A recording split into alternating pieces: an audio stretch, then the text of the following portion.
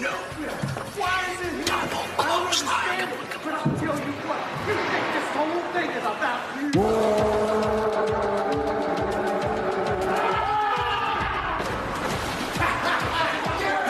You two, in my office, right now. You two hotshots think you can just go around double clotheslining anybody, anytime, any place. Well, not backstage while people are trying to work. You keep the double clotheslines in the ring, MJF and Adam Cole. Sorry.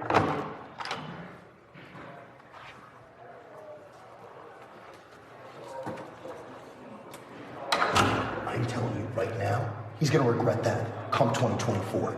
Oh yeah, when it's contract season, you bet it. You bet it. What did you just say? I said, hi, Tony. You look great. Oh, that's good. It was great. I'm excited. Thanks, guys. Thanks for everything you're doing. Absolutely. Things are going great. Yeah, let's do it. Thanks, yeah. guys. Thank you. Oh, yeah. Thanks, guys. Appreciate it. See you. Appreciate it. See you around. Yeah, see you. Croy. Hey, no, I was gonna tell him off, okay? Yo, party people, what is up? It's your boy, the best gabber in the biz. What an episode of Dynamite that we had tonight. Literally not Joker's thing. It's showtime. It's actually 11 days away from the biggest show in pro wrestling history, sports entertainment, whatever you want to call it, all in 11 days away in Wembley Stadium, London. So much crazy stuff. Freaking Chainsaw Massacre kind of death match. All kind of crazy shit. Cole and MJF once again being better than you, baby, whether it's on the stick or having a bro sesh, getting you super pumped for All In. Jericho versus Ospreay are going to collide for the first time ever, but I'm kind of wanting to see Sammy and Ospreay too. And FTR, Young Bucks, laying down the law before things go down to end the trilogy. And Stadium Stampede is coming back for Wembley Stadium. Guys, don't worry. Everything that happened here on this awesome show tonight, you're going to hear right here, right now. So make sure to like and subscribe, because newest episode of the Get Through Gabe covering tonight's Dynamite starts right about... Damn, this thing's broken. I forget it. Now!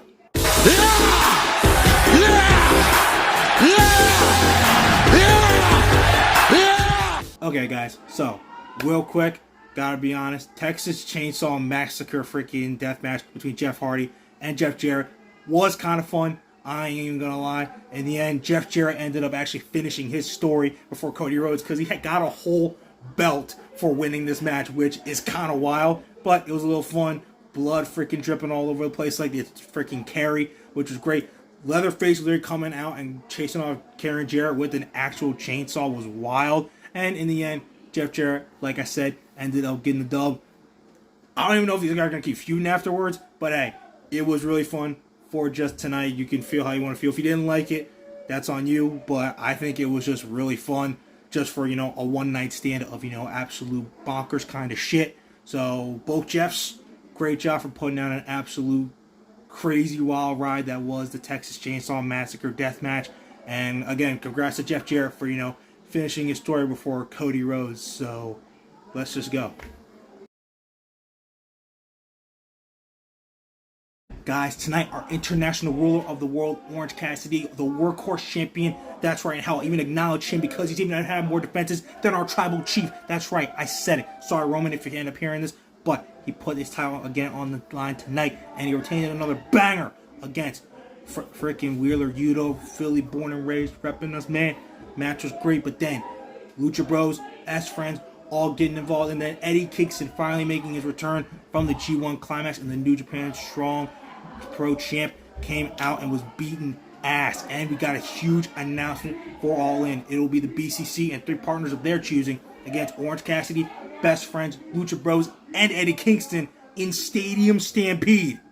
We're taking that shit from Jacksonville and Daly's Place to the biggest pro wrestling show of the year, all in Wembley Stadium. That is absolutely wild. I'm so curious. Like, they're not even going to be doing it across the field. I feel like that's going to be pretty much all over the place. I mean, it is kind of like a rugby soccer field, so maybe they find some pitch of grass or whatever, or just, fight in the stairwell or whatever. Either way, Stadium Stampede, I am so freaking hyped. Let's freaking go. I think they'll use this to obviously segue into Orange Cassidy versus Jon Moxley at All Out literally the week after. So I'm guessing that BCC will end up getting the win here. So that it's like, okay, Mox has a win over him. Maybe even pins Orange Cassidy. So that's like, okay, Cassidy versus Mox. And then Orange Cassidy wins against Moxley at All Out. In terms of the partners that BCC could choose from, I really honestly have no idea. Maybe they bring in Shota Umino, who's Moxley's other protege over in New Japan Pro Wrestling. I wouldn't be surprised if they did that, but Bryan Danielson obviously won't be involved because, his arm is still banged up. So there's a lot of intrigue of, who are the partners going to be in this match and how this is going to roll in Wembley Stadium compared to Jacksonville and Daly's place. But hey, Stadium Stampede, it's going to be a banger. It's going to be violent. It's going to be freaking awesome because BCC is involved. And Eddie Kingston, he just loves to fight. And hell, if you're a little thirsty, you'll get some orange punch right on the side. It'll quench that thirst. So, Stadium Stampede, let's freaking go.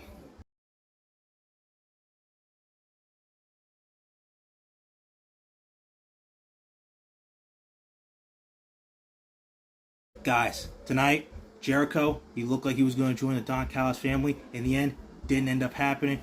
Ended up calling out Don Callis for being a stooge, for being an asshole.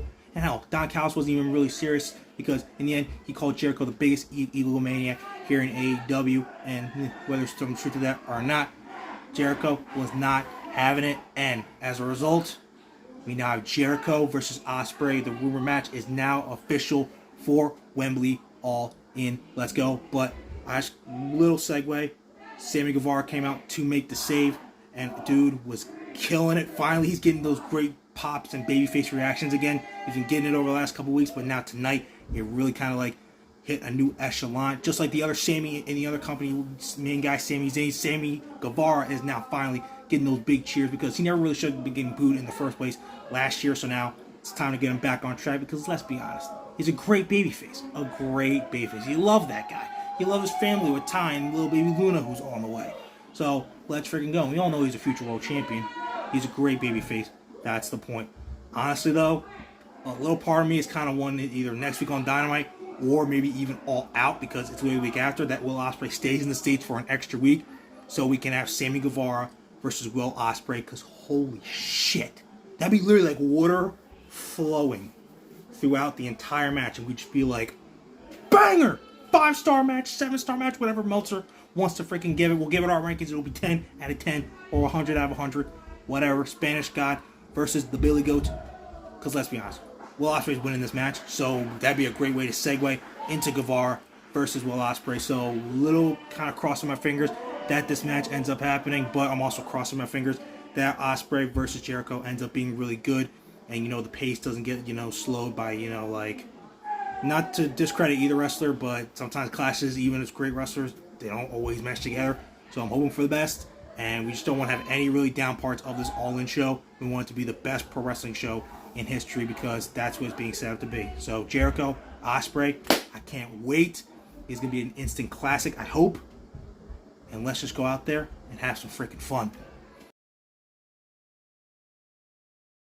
Guys, whether it's once again through the awesome bro sessions or just going on the stick in the ring, Adam Cole, MJF, better than you, baby, cannot be touched, and they keep producing absolute cinema. Every single week, we just keep getting more hype for this match at All In between these two. I really am so happy that it's 11 days away, but I wish it was tomorrow because this match is going to be so great. And we give them a double dosage because they're going to have the best match in 0 Hour history when they fight Aussie Open for the Ring of Honor Tag Team titles, which I'm guessing they're probably going to lose. But hey, we could be surprised. Who knows? It's going to be a huge show. But what I really love is the fact that they are really they've teased on both ends. Even though some people are like, oh, Cole's probably going to turn. They have presented it well that you can see both guys turning on each other. Max, he almost hit Adam Cole with the belt, but he decided against it. And Cole, he set him up like he was looking for a super kick tonight on MJF after fighting off Aussie Open, ended up not doing it, and they hugged it out. I am so for it. And Adam Cole dropping a little bit of Stone Cold Steve Austin line for when he fought The Rock back at WrestleMania 17, saying that he has to win this, that he needs this to win this match no matter what. So we all know how that went down. It was one of the best matches ever and had a very memorable finish with McMahon and Austin shaking hands in the ring for the first time ever on television. So we are set up for a literal moment in not just AEW history, but in pro wrestling history that we will remember forever with these two. I seriously cannot wait for this match. I am so hyped. I still don't think Cole's going to turn, only because if he did, he would have to become world champion, and they clearly are setting up Punk and MJF for a future storyline. And MJF's going to be champion for that so that he can beat Punk like he should have done last year, you know, if the Brawl Out incident didn't happen. So that's my only thing about Cole turning heel, because then if he won, he wouldn't obviously drop the belt a couple weeks later. So he would have, if he goes heel, going heel goes with winning the world title. So, and I don't think he's going to end up winning the world title because, again, they got MJF versus Punk planned. So, in all honesty, I think MJF retains. Maybe he turns heel. Maybe they just end up both still being friends afterwards. Maybe the Kingdom get involved and they fight him off. We're just going to have to wait and see. The fact is that we don't 100% know. And that is why AEW is killing it with the storyline. And that's what, compared to all other storylines, it's better than you, baby. And we got so much other cool stuff going on. So, guys, Cole, MJF, cinema on the mic, cinema in the bro sesh. But they both need to win this match. Gotta top each other's stories from how they got to this point. And they've got to top a moment that is going to be remembered forever when they lock up in the main event of what's going to be the best pro wrestling show, the biggest one ever in history, when they main event Wembley Stadium's all in front of over 80,000 fans. Boom. Okay, guys, that is Dynamite. We are Dunskies. Put it in the rear view mirror. We got SmackDown coming up this Friday. People are going to have to step up with the Bloodline story looking like it's taking a little bit of a breather. So this is a great opportunity for the new Hurt Business to step up with Bobby Lashley and the Street Profits, new U.S. champ Rey Mysterio. Going to have to watch his back because I think Santos is definitely coming for his ass very soon. And so much more. You're definitely not going to miss. And All In, All Out are still just a couple weeks away. We're almost there. And so is the Payback PLE. Guys, seriously, you're not going to want to miss any of these shows. You're most certainly not going to want to miss what the best scabber in the biz has to say afterwards. So, keep doing your thing. Like, subscribe. Keep giving your boy the views. And most importantly, gotta remember this always. When it comes to talking wrestling, who better to gab with than Gabe? Right there. You know it. Okay, you guys, I will see you after Friday Night SmackDown this Friday night to see what goes on and who steps up in the Bloodline's momentary absence on the Blue Brand. Deuces, party people. I'm out of here. See you Friday.